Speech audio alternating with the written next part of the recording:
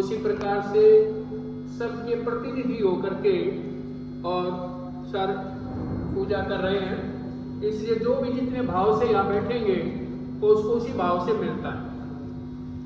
क्योंकि मैं एक मान्यता विशेष रूप से चाहता हूँ, जो हमारा हिंदू धर्म कहता है कि आपके सीसीटीवी कैमरे कुछ देख रहे हैं या नहीं देख रहे, कैच कर पा रहे हैं या नहीं कर पा रहे, वे बिजली से चल रहे हैं, बिजली है या नहीं है, नेट से चल रहे हैं, नेट है या नहीं है, लेकिन हमारे परमात्मा का जो कैमरा है वो सब जगह केवल आपके क्रियाकलाप को नहीं देख रहा, बल्कि अंतर्यामी होने का भाव यह है कि आप मन में क्या चिंतन कर रहे हैं उसका भी वह ग्रहण करता है। और इसका प्रमाण मिलता है हमें। इसका प्रमाण क्या मिलता है कि एक बच्चा जब पैदा होता है तो सबसे पहले उसको 3 चीजें प्राप्त होती हैं, माता, पिता और अपना शरीर। तो तीनों चीजें कैसी मिली, ये हमारे पूर्व कर्मों के आधार पर निर्धारित है। बिफोर एग्जाम जो कुछ हमने मेहनत की, आफ्टर एग्जाम वह हमारा लक बन जाता है। लेकिन उसके बाद हम परिश्रम करें। सभी शिक्षाविद बैठे हैं, किसी अध्यापक के पास जाके कहे गुरुजी अब मैंने पूरी किताब याद कर ली और ये 2 नंबर मेरे कम रह गए थे, बढ़ा दो, तो नियमानुसार हम उसके नंबर नहीं बढ़ा सकते। हाँ, ये जरूर है कि जो बच्चे ने परिश्रम किया है उसका अगली परीक्षा में उसको लाभ मिलेगा। इसलिए भाग्य कैसे बनता है, पहले किए हुए कर्मों के आधार पर हमारे भाग्य का निर्माण होता है। और ये तीनों चीजें भाग्य से मिलती।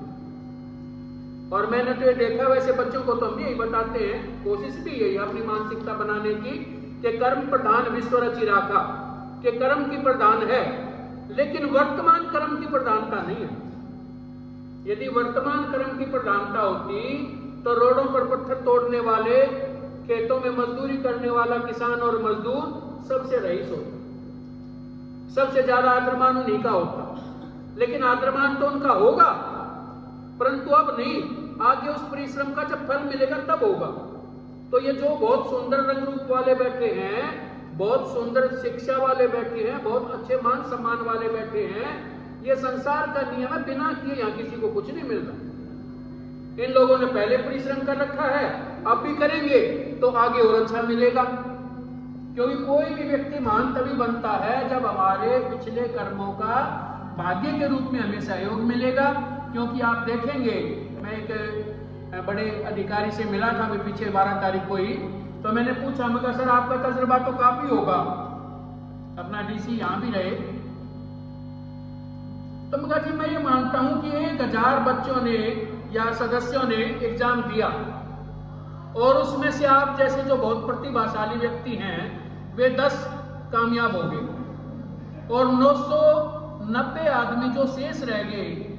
मैं ऐसा मानता हूं कि जो 10 आप लोग बहुत सफल हो गए और उस पद प्रतिष्ठा को प्राप्त कर लिया, सुशोभित कर रहे हैं, लेकिन जो बाकी 990 रह गए उनमें 10 सदस्य और ऐसे थे जो आप सबसे ज्यादा योग्य थे, लेकिन वे चयनित नहीं हुए, वे सिलेक्ट नहीं हुए। लाजी और कोई मानता हो ना मानता हो, मैं तो मानता हूं। उन्होंने अपने 2-3 साथियों के नाम गिनाए कि ये साथी रियल में मेरे से ज्यादा योग्य थे।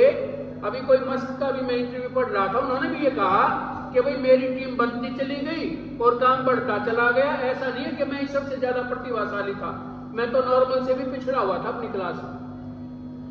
आप जितने भी सिलेक्टेड पर्सन है इनका अनुमान लगाएं कि उनकी कक्षा में उनकी क्या स्थिति थी, तो 1-2% को तो मैं नहीं कहता, लेकिन अधिकतर जो है ना परसेंटेज ये कहती है कि भाई प्रतिभाशाली तो और भी बच्चे थे, लेकिन वे कामयाब नहीं हो पाए।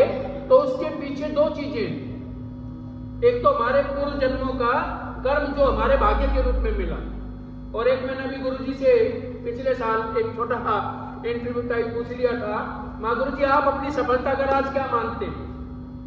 भाई इतनी अच्छी मान प्रतिष्ठा, इतने अच्छे बच्चे कामयाब हुए, तो उन्होंने सारभूत जो बात कही वो ये कही थी कि भाई मैं अपने माता पिता के आशीर्वाद को मानता हूँ कि मेरी माँ ने जो तप किया, जो जप किया, जो पूजा पाठ की, उसके कारण मुझे ये सारा परिवार प्राप्त हुआ। तो ये परम सत्य है कि हमें जो कुछ मिलता है उसमें बहुत सारे लोगों की दुआएं हमारे साथ होती। इसलिए मैं कहता हूं इन सब बातों का यदि थोड़ा सा चिंतन करें तो हमें आत्मानुशासन आ जाएगा, क्योंकि हमारा धर्म कहता है हम कैमरे से ना डरे, भगवान के कैमरे से डरे। और ऐसा जब हमने एक दो कंपनी में जाके बड़ी में बोला तो मालिकों ने बताया कि हमें देखने की जरूरत नहीं पड़ती, और कर्मचारी खुद इतने एक्टिव हो गए कि भगवान का काम कर रहे हैं, हम किसी मालिक का काम नहीं कर रहे। आप बच्चों को पढ़ा रहे हैं तो अशोका स्कूल के लिए नहीं पढ़ा रहे, अपने भविष्य के लिए बना रहे हैं, अपने पुण्यों की प्राप्ति के लिए बना रहे हैं, अपने पुण्यों को बढ़ाने के लिए करा रहे हैं। और जब सच्चे मन से आप कर रहे हैं तो इसका लाभ आपको निश्चित रूप से प्राप्त होगा। अब नहीं होगा, बाद में होगा, लेकिन मिलेगा जरूर। इसलिए इसी मंगल कामना के साथ हम मां सरस्वती से प्रार्थना करते हैं कि हम सबको, हमारे सभी शिक्षाविदों को, हमारे सभी बालकों को, छात्रों को, पिपासुओं को, ज्ञान पिपासुओं को सद्बुद्धि प्रदान करें और सब जगह सफलता के साथ मान सम्मान और धार्मिक बुद्धि, सद्बुद्धि को प्राप्त करें। ऐसी मां सरस्वती से प्रार्थना।